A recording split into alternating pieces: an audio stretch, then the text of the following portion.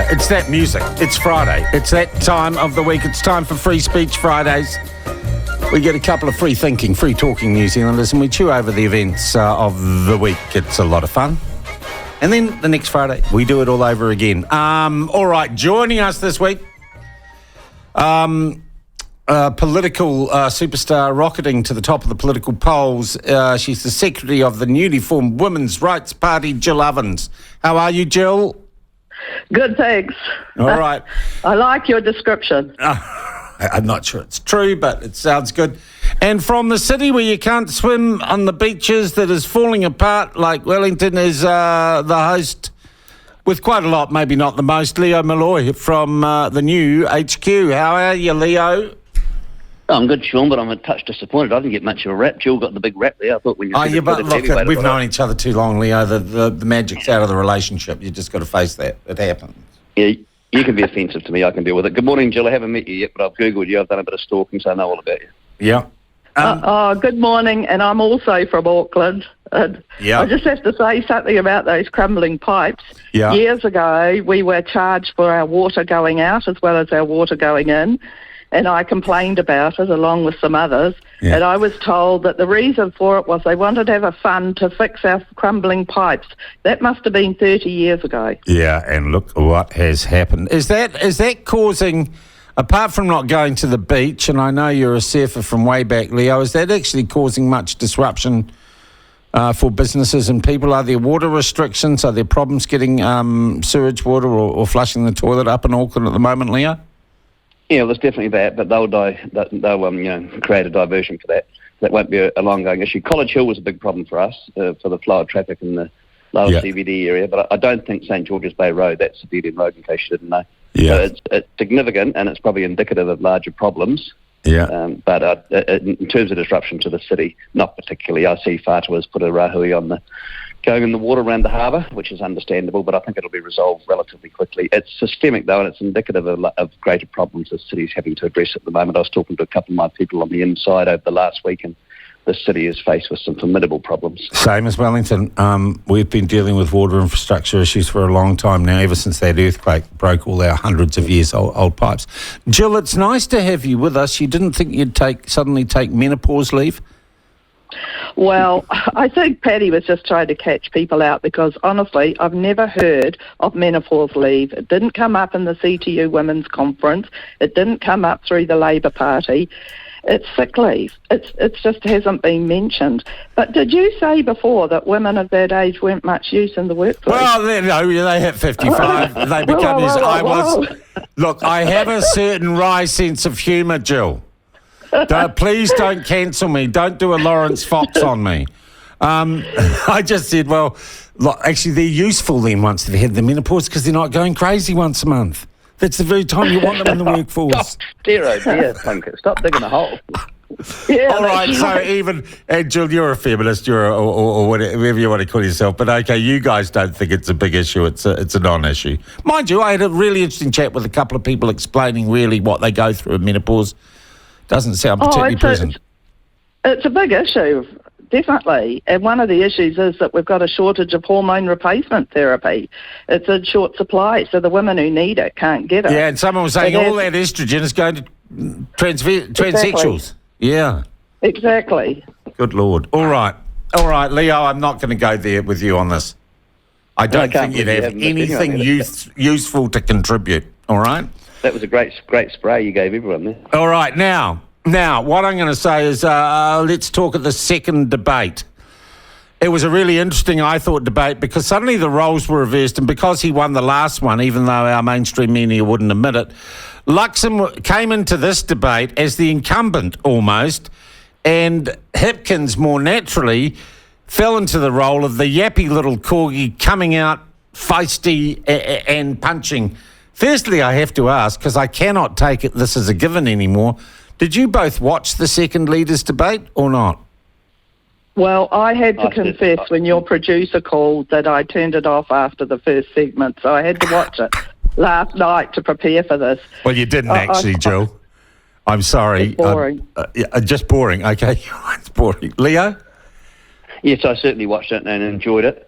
I thought Paddy Gower was the star of the show, despite some reports in the media, and I sent him a text to that effect. Yeah. I thought Luxon was good in a statesman-like way, controlled, didn't say anything inappropriate. I thought Hipkins had been hyped up. I don't know whether he'd been on the crystal pistol or someone gave him some meds of some description to hype him up, but he got borderline irrational and a little bit too hyped for my liking. Having said that, at least it was good to see him show some energy, unlike the first one where he looked like he'd had... I actually thought Luxon was all over the place on MDMA. He was. Oh, well, he was very condescending. Yeah, and also I've got to say... Oh, geez, he threw Judith Collins under the bus. Who would he rather have as Foreign Minister, Judith Collins or Winston Peters? He didn't have an answer. Yeah, you've got to be careful, though, in this situation, because if you blurt something and say it and come back to regret it, you're better off to say nothing, play with a straight bat and don't lose any voters. And I think that's what he did rather well. He's not answering a lot of questions for obvious reasons, whereas if you just start answering impulsively... Why? Because he doesn't know the frickin' answer, or he's too afraid to say who he is and what he stands for, Leo. Well, you could have used that argument against him about 3 months ago, but I would dispute that now. I think we're starting to emerge as a really well-defined and articulated character, in my view. I'm a little bit biased, admittedly, but I think he is. But I would sooner have a person like him in charge who doesn't say stupid things and, as I said before, just plays with a straight bat. All right. I disagree. He doesn't even know the policies that they brought in that have been continued during this government. Yeah. I also thought he stuffed up completely. Them. He stuffed up on the COVID thing. He should have said ACC compensates anyone who suffered medical misadventure. That was the right answer. Chippy got there relatively quickly. Yeah, but hold on. Oi. Stop right now. You're presuming that there are this misadventure from COVID. Every vaccination... I am saying that ACC covers people who cover medical loss without anyone being sued and gives them compensation.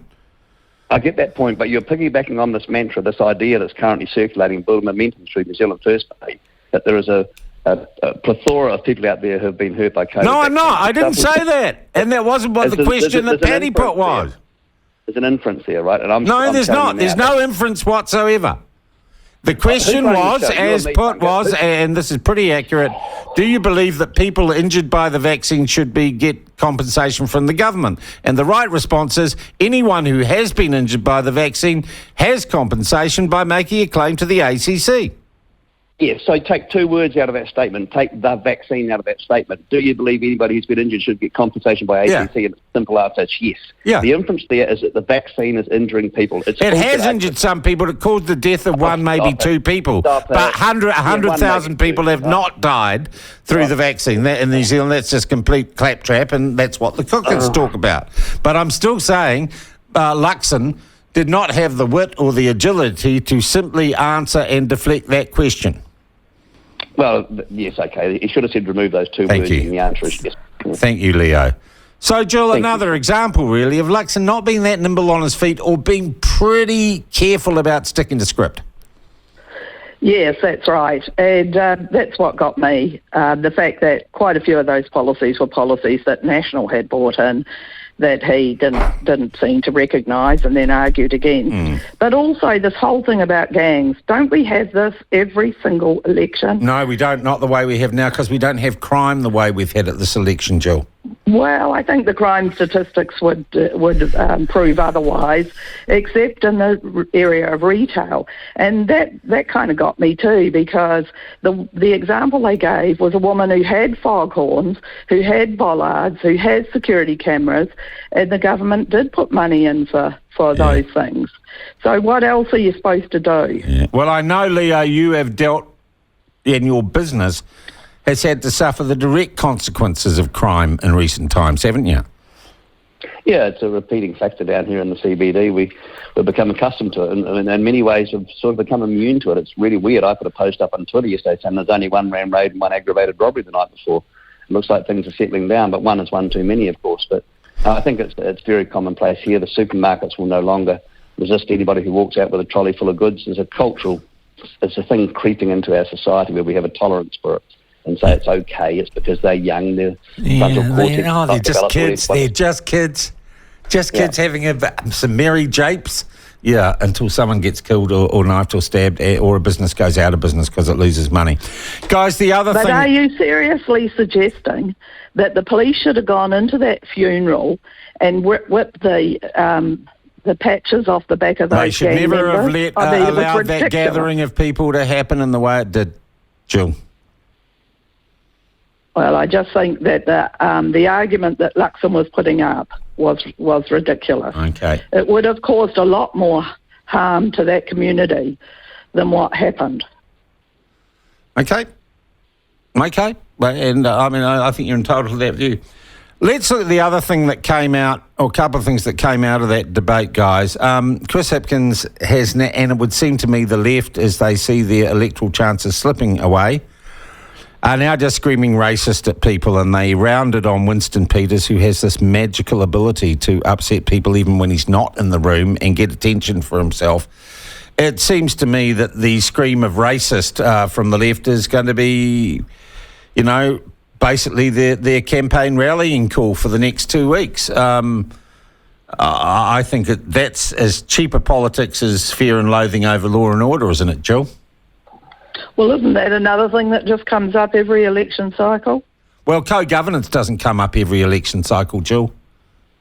That's true. And, this new interpretation of the principles of the Treaty of Waitangi, the government departments have to adhere to a principle which is about partnership in government, not sovereignty for the Crown. But it just seems to me there's going to be a lot of screeching racist, and I'm not sure I don't know, Leo, I don't feel it's particularly productive. No, and I agree with you entirely. This is yet again another symptom of identity politics, of divide and rule politics, where if you don't agree with me, you're a racist. It's bizarre. But of course, if you invert it and have a look at the Labour Party, who exactly is muzzled in the Labour Party at the moment, and what policies will they not discuss? Well, Hapuapua, Te Mana o Te Wai, Three Waters, who's muzzled? Wacko Jacko, Nanaia Mahuta, Kelvin Davis, they're all muzzled. Pene Henare. Yet they are not allowing the Māori caucus to express themselves, and these policies have to be debated. There's an important discussion here around things like Hapuapua. It's an entire reset for this country, a cultural reset, and it should be discussed. And I'm not saying I'm for it, against it, or anything else, but it has to be discussed. But the way Labour is, their strategy with regard to this campaign, this election year, they're muzzling the Māori caucus, and they are, as you said before, Jill, or you said actually, Sean, they're trying to divide and rule.